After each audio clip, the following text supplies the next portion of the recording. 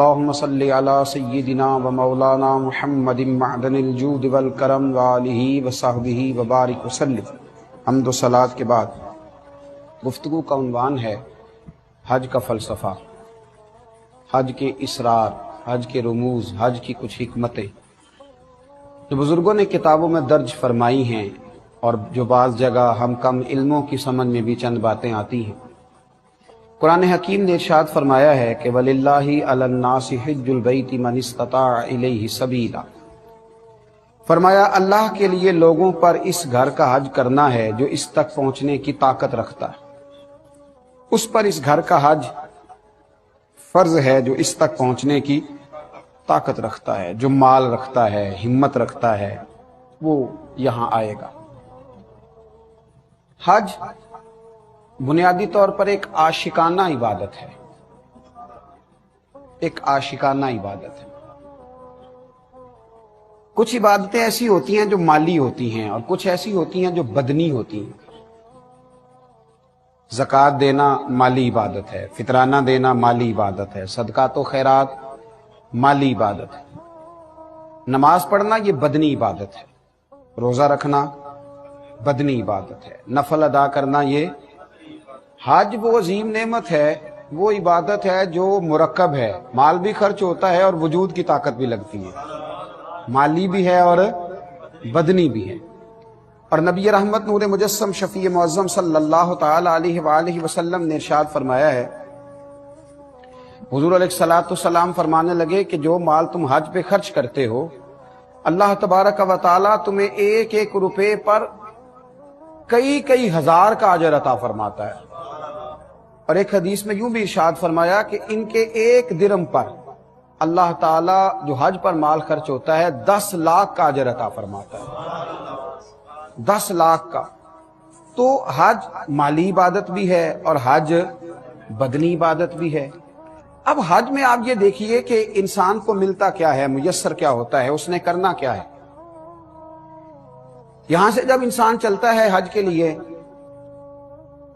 تو وہ پوری دنیا میں آپ گھوم کے دیکھ لیں، مسلمان جہاں جہاں بھی رہتے ہیں ان کا لباس پہننے کا انداز الگ ہے، گفتگو کرنے کا انداز الگ ہے۔ اہل عرب میں بھی اب یہ ہوا ہے کہ مختلف علاقوں میں عربی بولنے کے انداز مختلف ہو گئے، مختلف جگہ پہ عربی مختلف انداز میں بولی جاتی ہے۔ ہمارے ہاں آپ دیکھ لیں پاک و ہند میں اردو بولنے کا اسٹائل مختلف جگہوں کا مختلف ہے، لباس پہننے کا انداز بھی سب جگہوں کا اپنا اپنا ہے۔ اب جب آپ کو حج کے لیے جانا ہے تو اللہ تبارک و تعالیٰ نے سب سے کہا کہ لباس ایک جیسا پہننا۔ تم کروڑ پتی ہو یا ارب پتی ہو یا کھرب پتی ہو، تم نے 2 چادریں، ایک تہمت باندھ لو، ایک اوپر اوڑھ لو، ایک طرح کا۔ اور لطف کی بات یہ ہے کہ سلا ہوا نہیں ہونا چاہیے۔ اگر سفید لباس کی اجازت دی جاتی اور 2 چادروں کی دی جاتی تو سب اپنی اپنی مرضی کا سلا لیتے، سلا ہوا نہیں ہونا چاہیے۔ ایک کی تہمت باندھ لو، ایک اوڑھ لو، اپنے اپنے لباس چھوڑو، ایک لباس میں آ جاؤ۔ اور اب تم نے اپنی اپنی بولی نہیں بولنی بلکہ کہنا کیا ہے، لبیک اللہم لبیک لبیک لا شریک لک لبیک ان الحمد والنعمت لک والملک لا شریک لک لبیک، یہ تم نے کہنا ہے، اپنی اپنی بولی نہیں بولنی، ایک لباس، ایک انداز گفتگو۔ عربی بولنی ہے تو اس میں وظیفہ بھی ایک ہے سب کا، لبیک اللہم لبیک، ایک وظیفہ، ایک انداز، اس ایک ترتیب کے ساتھ تم کو آگے بڑھنا ہے اور اسی ایک مرتب ترتیب کے ساتھ تمہیں اللہ تبارک و تعالیٰ کی بارگاہ عالی مرتبت میں حاضر ہونا ہے۔ کرنا کیا ہے، بیت اللہ شریف جانا ہے، فرمایا ہاں وہاں بھی جانا ہے، لیکن اس کے بعد نہ کھلے میدان ہے، کھلے میدان جاؤ، جا کے مینا میں خیمہ لگا لو، ایک لباس، ایک بولی۔ اب سمجھ آئی، ایک ہی صف میں کھڑے ہو گئے محمود و عیار، نہ کوئی بندہ رہا نہ کوئی بندہ نوا۔ اب سمجھ آئی اپنی ملت پر قیاس اقوام مغرب سے نہ کر، خاص ہے ترکیب میں قوم رسول ہاشمی۔ اب سمجھ آئی معاملہ کیا ہے، ایک کر دیا سب، بندہ و صاحب و محتاج و غنی ایک ہوئے، तेरी सरकार में पहुंचे तो सभी एक हुए। अब एक लिबास में मलबूस जाना है।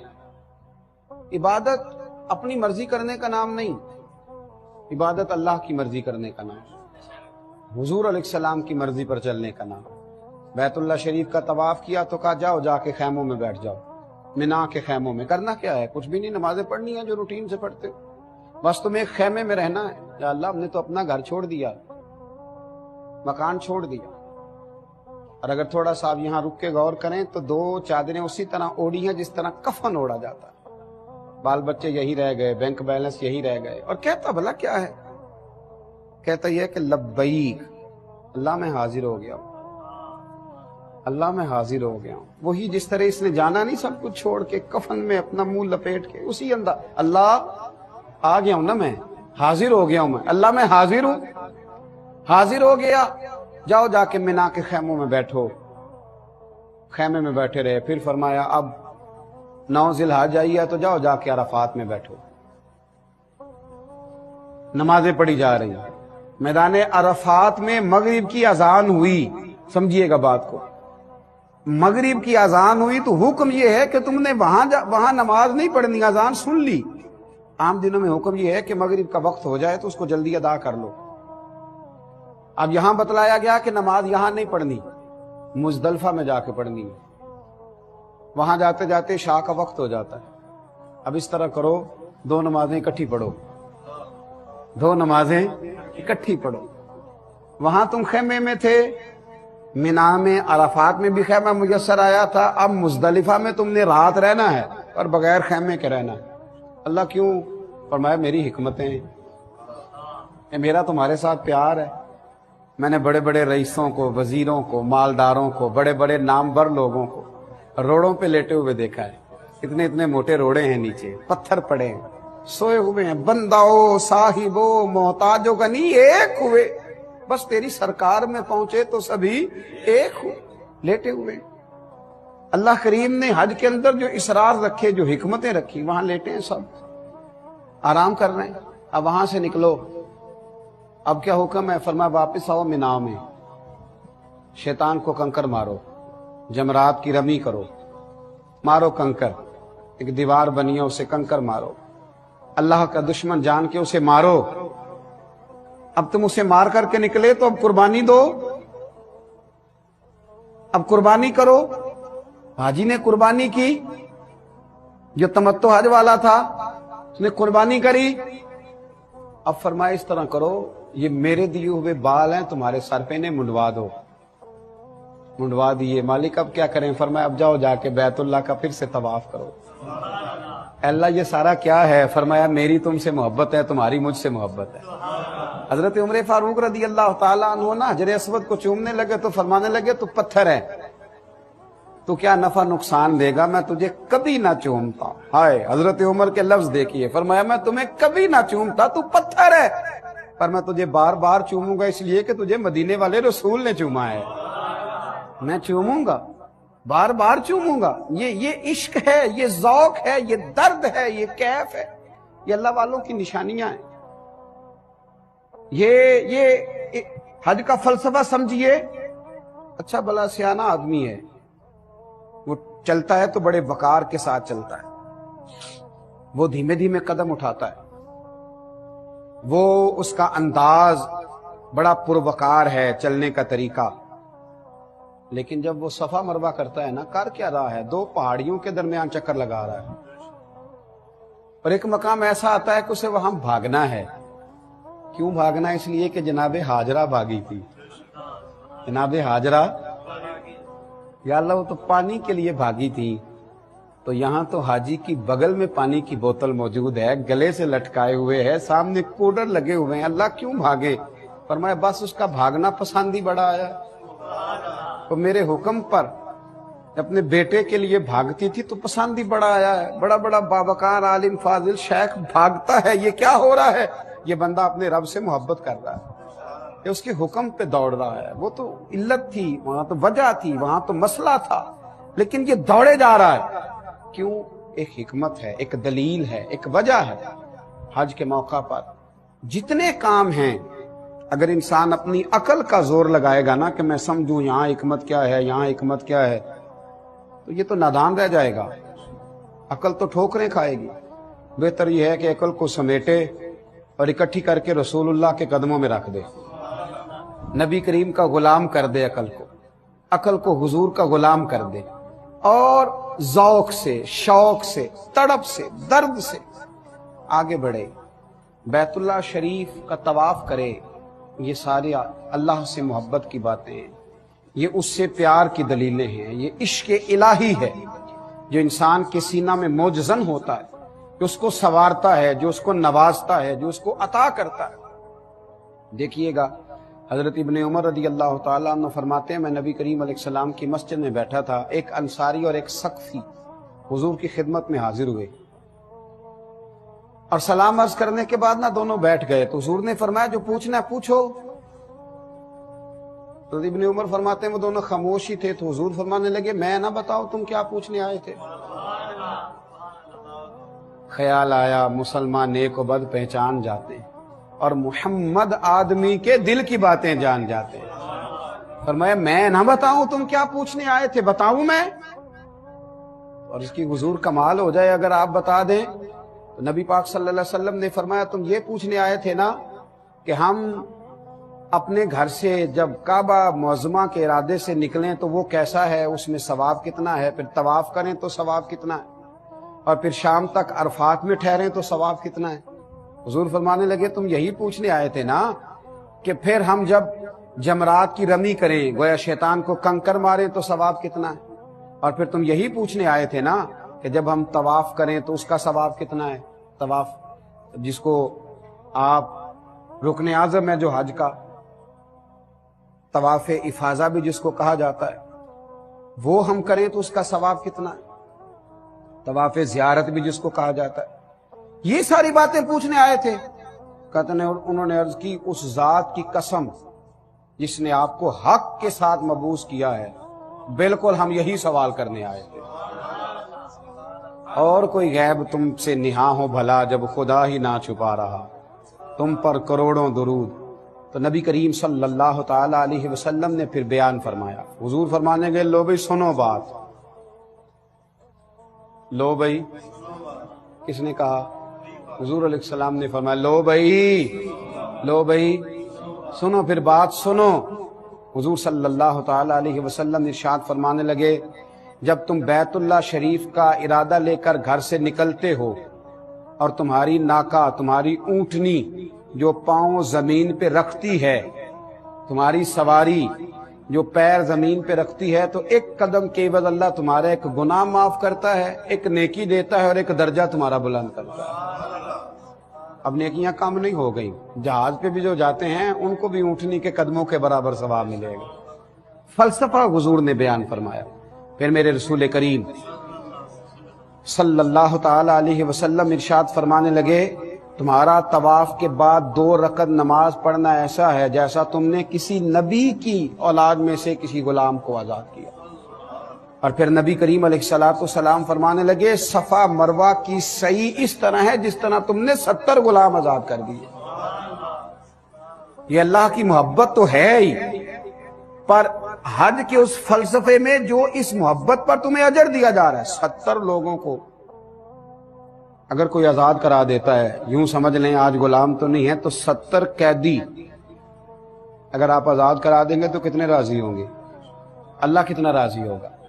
اگر 70 بے گناہ قیدی، تو فرمایا تم اگر صفا مروہ کی صحیح کرو گے تو اللہ تبارک و تعالی تمہیں 70 غلام آزاد کرنے کا ثواب عطا فرمائے گا۔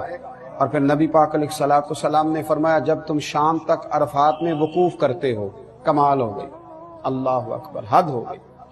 فرمایا جب تم شام تک وقوف عرفات کرتے ہو تو اللہ تعالیٰ آسمان دنیا کی طرف نزول اجلال فرماتا ہے، اور تم پر فرشتوں کے سامنے اللہ فخر فرماتا ہے۔ اور دیکھو میرے بندے آئے، اللہ فخر فرماتا ہے، خدا خود امیر مجلس میں اللہ فخر فرماتا ہے، فرشتوں کے سامنے اللہ فخر فرماتا ہے۔ اللہ اکبر، فرشتوں دیکھو میرے بندے میرے پاس غبار آلود بالوں کے ساتھ دور دراز کے رستوں سے چل کے آئے ہیں، یہ میری جنت کی امیدوار ہیں، اور فرمایا اگر تمہارے گناہ، اے حاجیو اگر تمہارے گناہ ریت کے ذروں، بارش کے قطروں یا سمندر کی جھاگ کے برابر بھی ہوں گے تو ضرور میں بخش دوں گا، سارے گناہ تمہارے معاف کر دیے جائیں گے، اور اے بندو لوٹ جاؤ، تمہیں بخش دیے گئے ہو۔ اور پھر نبی کریم صلی اللہ تعالی علیہ وسلم نے فرمایا جب تم جمرات کی رمی کرتے ہو، جب تم شیطان کو کنکر مارتے ہو، تو ہر کنکری جسے تم پھینکتے ہو اس کے عوض اللہ تبارک و تعالی تمہارا ایک بڑا گناہ مٹا دیتا ہے۔ اور فرمایا تمہارا قربانی کرنا تمہارے پروردگار کے پاس تمہارے لیے ذخیرہ ہے، وہ خزانہ بن گیا ہے وہاں تمہارے۔ اللہ اکبر۔ اور فرمایا جب تم اپنے سر کا حلق کرواتے ہو، اسے منڈوا دیتے ہو، تو ہر بال جسے تم نے کاٹا ہے اس کے بدلے تمہارے لیے ایک نیکی لکھی جاتی ہے، اور ہر بال کے عوض تمہاری ایک خطا بخش دی جاتی ہے۔ اور فرمایا اس کے بعد جب تم طواف کرتے ہو، طواف زیارت کرتے ہو، تو تمہارا کوئی گناہ باقی نہیں رہ چکا ہوتا، اب ایک فرشتہ اپنا ہاتھ تمہارے دونوں کندھوں کے درمیان رکھ کے کہتا ہے، تھپکی دیتا ہے، آئندہ نیک عمل کرنا، تیرے پچھلے سارے گناہ اللہ نے معاف کر دیے، آئندہ سیاںا بن جانا، اللہ نے تیرے پچھلے سارے گناہ معاف کر دیے ہیں، تیرے پچھلے بخش دیے گئے ہیں، اب آئندہ سمجھداری کا مظاہرہ کرنا۔ حج ایک ایسی عاشقانہ عبادت ہے، ایک ایسی زبردست عبادت ہے۔ دیکھیے وہاں چلنا پڑتا ہے، وہاں سفر کرنا پڑتا ہے، لیکن ہم نے ایسے کمزور لوگ دیکھے جو بیساکھیوں کے سہارے چلتے ہیں اور اس کے باوجود پہنچے ہوئے ہیں۔ ایسے لوگوں کو دیکھا جو بیچارے ویل چیئر پہ ہیں اور وہ سفر کر رہے ہیں، اور کسی سے پوچھا گیا کہ جناب آپ اتنے کمزور ہیں تو یہاں تک کیسے آ گئے؟ تو کہا بس مالک نے بلایا ہے تو بندوبست بھی فرمایا ہے، اس نے اہتمام بھی کیا ہے، اس نے موقع بھی دیا ہے، اس نے اسباب بھی فراہم کیے۔ میرے محبوب کریم سید عالم صلی اللہ تعالی علیہ وسلم کے غلاموں، وہاں کا جو انداز ہے، حج بیت اللہ شریف کا جو انداز ہے، وہاں کے جو موقع ہیں، وہاں کی جو عطائیں ہیں، وہاں کا جو کرم ہے، اس کو ذرا غور سے سماعت فرمائیں کہ حج کے موقع پر انسان پہنچتا ہے، اس نے بہت سارا پیسہ خرچ کیا ہے، وہ تھک گیا ہے، لیکن جب وہ حج سے فارغ ہوتا ہے نا تو اس کے من میں جو خوشی ہوتی ہے اس کا کوئی اندازہ نہیں کر سکتا، اس کی طبیعت کے اندر جو رکت ہوتی ہے، جو کیف ہوتا ہے۔ اور بڑے تھکے ہوئے لوگ 8 ذی الحج کو احرام باندھا تھا، مینا میں گئے تھے، کچھ کو 7 کو ہی باندھنا پڑ گیا تھا، اور پھر وہ مینا بھی گئے، پھر وہ مزدلفہ بھی رہے، پھر وہ عرفات میں بھی وقت گزار کے آئے، پھر شیطان کو کنکر بھی مارے، قربانی بھی ہوئی، سر کے بال بھی منڈوائے۔ اب بوڑھے بھی ہیں، بزرگ بھی ہیں، نوجوان بھی ہیں، آج ہی مل کے بیٹھے ہیں۔ 10 ذی الحج کو جو کام کرنے ہوتے ہیں وہ بڑے مشکل ہوتے ہیں، اور رات کے تھکے ہوئے لوگ ہوتے ہیں۔ اب مشورہ ہونے لگا کہ طواف زیارت نہ کل کریں گے، کیونکہ 12 کی مغرب تک کیا جا سکتا ہے، کل کر لیں گے، پرسوں کر لیں گے۔ ایک نوجوان کہنے لگا میرا تو دل ہے آج ہی چلیں۔ بزرگ کہنے لگے تم چلو گے تو پھر میں بھی چلوں گا۔ اب یہ ہمتیں کون دے رہا ہے؟ یہ توفیق کون دے رہا ہے؟ یہ نواز کون رہا ہے؟ یہ ذوق کون پیدا کر رہا ہے؟ کون ہے جو ان کو کھچے ہوئے بلا رہا ہے؟ اسی شام چلے گئے، بڑے تھک گئے، طواف کیا، بڑے رش میں کیا، بڑی مشکل سے کیا، صحیح کی، طواف زیارت کیا، واپس نکلے۔ اب رات کو واپس مینا بھی پہنچنا ہے۔ اب مشورہ ہوا سستا نہ لیں، تھوڑا بیٹھ نہ لیں۔ وہ صاحب جو گلی کے کونے تک بڑی مشکل سے دکان سے کچھ چیز لینے پیدل جایا کرتے تھے، وہ کہنے لگے یار کچھ بھی نہیں ہوا، چلتے ہیں۔ یہ کس نے ہمت بندھا دی؟ تو سمجھ میں آئی کہ میری طلب بھی تو تیرے کرم کا صدقہ ہے، یہ میری طلب بھی تو تیرے کرم کا صدقہ ہے، یہ پاؤں اٹھتے نہیں بلکہ یہ اٹھائے جاتے ہیں۔ کس ذوق سے لوگ جا رہے ہیں، کیا تڑپ ہے جو لوگوں کو لے کر کے جا رہی ہیں۔ اور لوگ نا، آپ یقین کریں، حجر اسود پہ منہ رکھ کے لوگ روتے ہیں۔ میں نے دیکھا ہے مقام ابراہیم کے پاس کھڑے ہو کے لوگ روتے ہیں، کعبۃ اللہ کا دیدار کیا ہے تو لوگ روتے، تڑپتے، سسکیاں لیتے۔ یوں لگتا ہے کہ جیسے حضرت عبداللہ ابن جبیر رضی اللہ تعالیٰ عنہ نے ساری دنیا کا سفر کیا، بڑے بڑے جگہوں پہ گئے، بیت اللہ شریف بھی گئے تو لوگوں نے ان سے پوچھا کہ یہ بیت اللہ شریف کیا ہے؟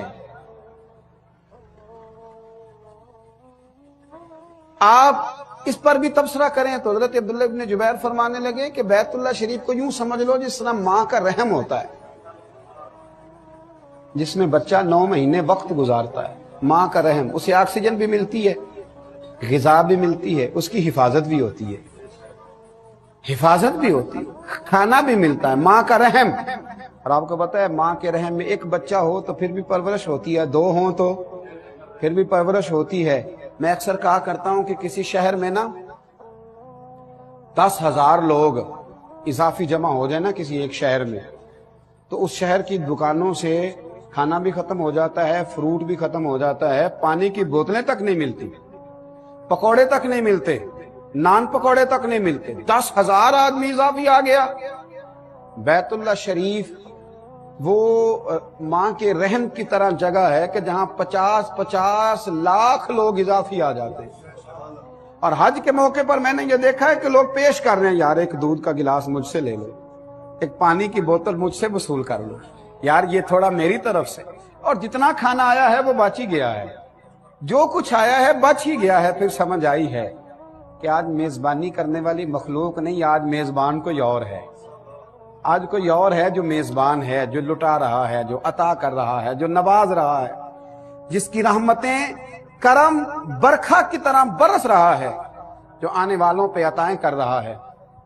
حج اتنی ذوق والی، اتنی شوق والی، اتنی درد والی بات۔ آپ دیکھیے میں نے جیسے کہا کہ بیت اللہ کا طواف کرنا ہے، چکر لگانے بس حاجی لگا رہا ہے، حجر اسود کو چومنا ہے تو بہرحال اسے چوم رہا ہے، نفل پڑھنے ہیں تو بہرحال پڑھ رہا ہے، آب زمزم پی رہا ہے، صفا مروہ کے بیچ دوڑ رہا ہے۔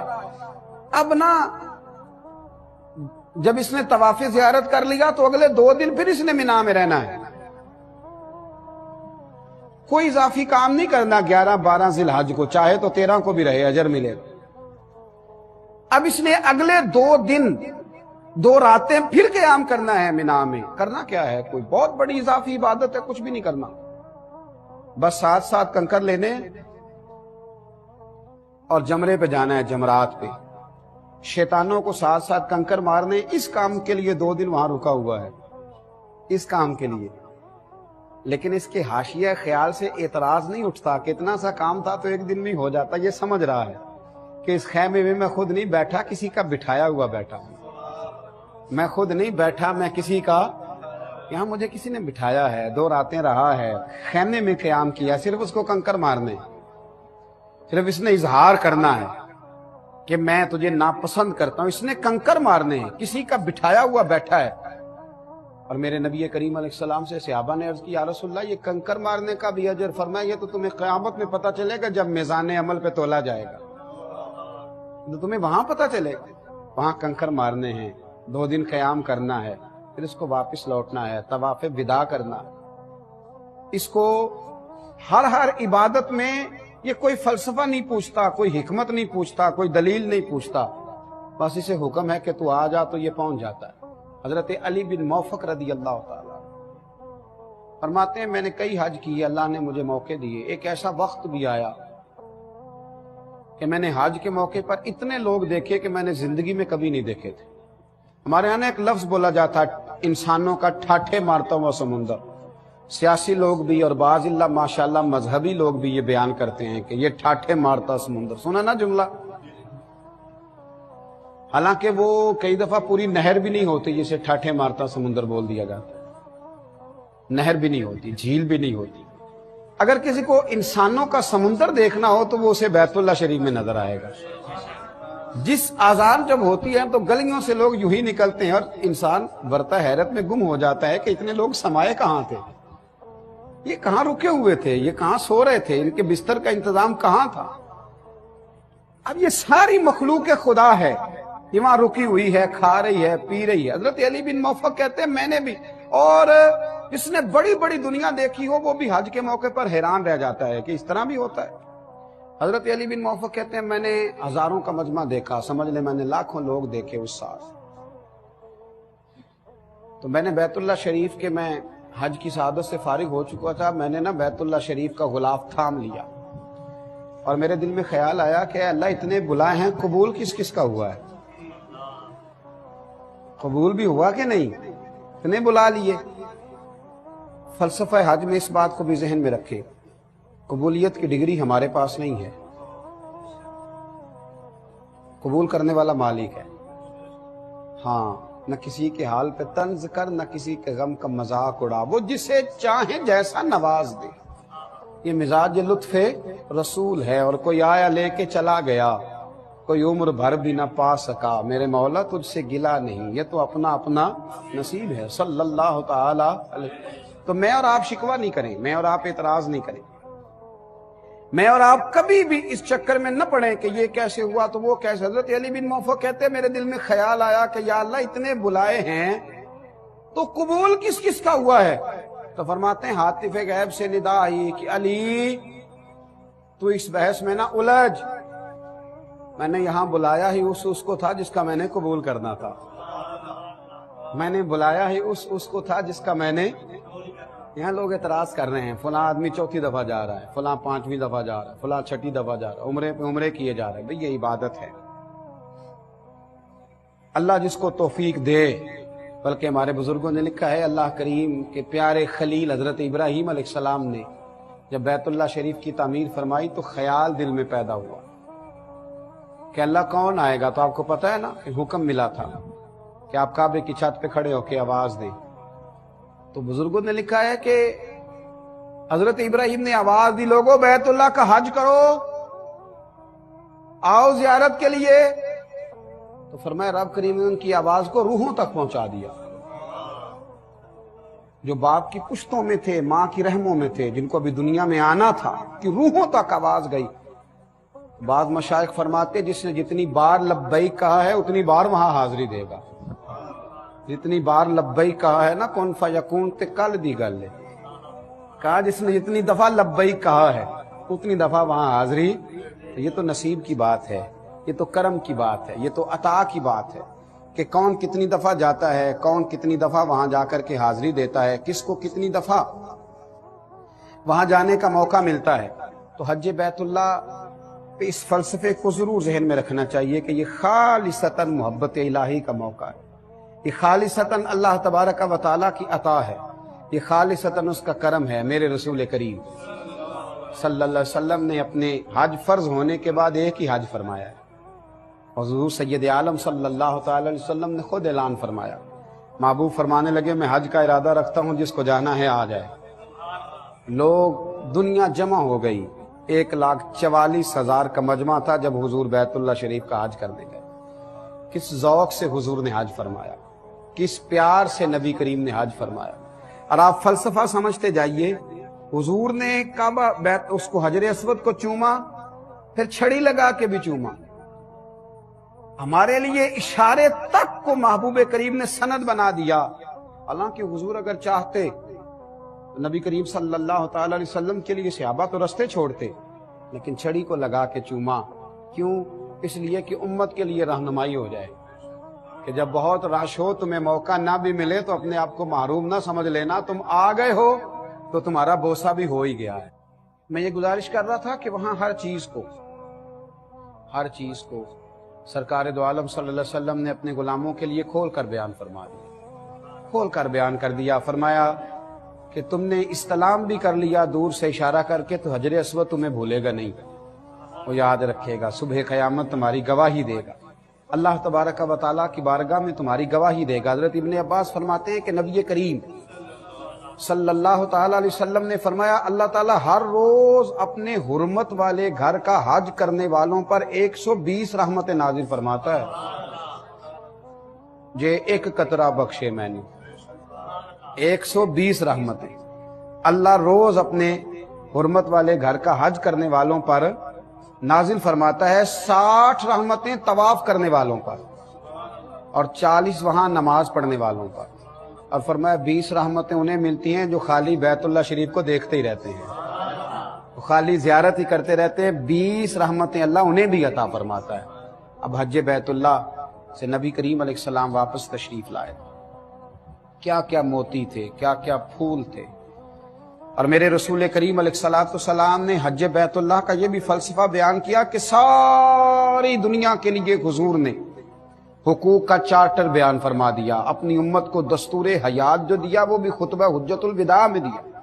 حج کے موقع پر امت کو یہ درس دیا کہ پوری دنیا سے وہاں لوگ آئیں گے اور وہاں تمہیں ایک عہد بھی باندھنا ہے، وہاں کے خطبے میں تمہیں ایک عہد باندھنا ہے، تم نے آگے کے لیے منصوبہ بندی کرنی ہے، دین کو کیسے پھیلانا ہے، ہمارے گناہ معاف کر دیے گئے، اب تم نے کس تازگی کے ساتھ آگے بڑھنا۔ اور جب میرے کریم رسول علیہ السلام واپس تشریف لائے نا، جب حضور واپس آئے اس وقت منظر یہ تھا کہ صحابہ کرام فرماتے ہیں حضور نے ایک اونٹ ذبح کر کے صحابہ کی دعوت بھی پکائی، حضور نے کھانا بھی کھلایا صحابہ کرام کو۔ یہ مقام شکر بھی ہے کہ آپ ایک ایسی جگہ سے ہو آئے جہاں کسی کو موقع نصیب آتا ہے۔ پلٹ کر دیکھیے تو صحیح کتنے لوگ ہیں جن کو یہ موقع مل ہی نہیں سکا، جو جا ہی نہیں سکے۔ تو حج بیت اللہ پوری دنیا کے مسلمانوں کا ایک عالمی اجتماع، جس اجتماع کے اندر مسلمانوں کو ایک دستور دیا نبی کریم علیہ السلام، اور حضور صلی اللہ علیہ وسلم کے صحابہ کرام فرماتے ہیں کہ اونٹنی پر بیٹھ کر محبوب کریم نے فرمایا صحابہ سے، کیا میرے غلاموں میں نے تم تک اللہ کا دین پہنچا دیا ہے، یاد رکھنا بلغوا انی ولو آیا، اب میری ایک ایک آیت لے کے میدان میں نکل جانا اور دنیا تک پیغام حق پہنچانا۔ اور حضور علیہ الصلوۃ والسلام نے فرمایا کسی عربی کو اجمی پر، اجمی کو عربی پر، گورے کو کالے پر، کالے کو گورے پر کوئی فضیلت نہیں۔ ان اکرمکم عند اللہ اتقاکم، اللہ کی نظر میں اس کی زیادہ قدر ہے جو زیادہ پرہیزگار ہے۔ حضور علیہ الصلوۃ والسلام نے یہ دستور دیا کہ وہاں جو پرہیزگار ہوں گے، یہ بھی حج کا فلسفہ ہے، اس کو سمجھ لیں۔ حضور صلی اللہ علیہ وسلم نے فرمایا اللہ کی بارگاہ میں جو پرہیزگار ہوں گے وہ قابل قدر ہوں گے، وہ انعام یافتہ ہوں گے، وہ رب کریم کے فضل اور اس کے کرم والے ہوں گے۔ تمہیں انعام یافتہ بننا ہے، تمہیں اپنے آپ کو برادریوں اور قبیلوں میں قید نہیں کرنا، تمہیں دولت کے ترازوؤں میں تلنا نہیں، تم حج بیت اللہ کی سعادت کرنے والوں انعام یافتہ بننے کی کوشش کرنا، سعادت مند اور سعید بننے کی کوشش کرنا، نیک اور پرہیزگار بننے کی کوشش کرنا۔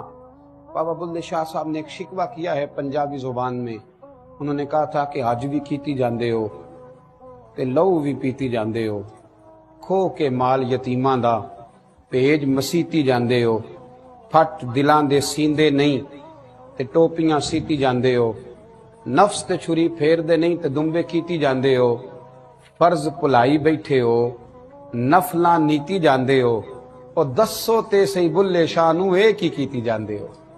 میرے عزیزو یاد رکھو حج کا فلسفہ تقوی اختیار کرنا۔ قرآن مجید نے کہا کہ جب حج پہ جاؤ تو زاد راہ لے کے جاؤ، اور پھر خود ہی کہا کہ بہترین زاد راہ تقوی ہے، بہترین زاد راہ پرہیزگاری ہے، آنکھوں کو سنبھال کے رکھنا، اپنی حفاظت رکھنا، اپنے دلوں کو وسوسوں سے پاک رکھنا۔ گویا تم آج لوٹ رہے ہو تو تمہارے ذمہ کوئی گناہ نہیں۔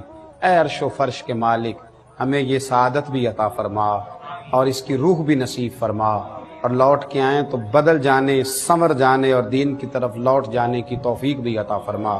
آخر دعوانا ان الحمدللہ رب العالمین۔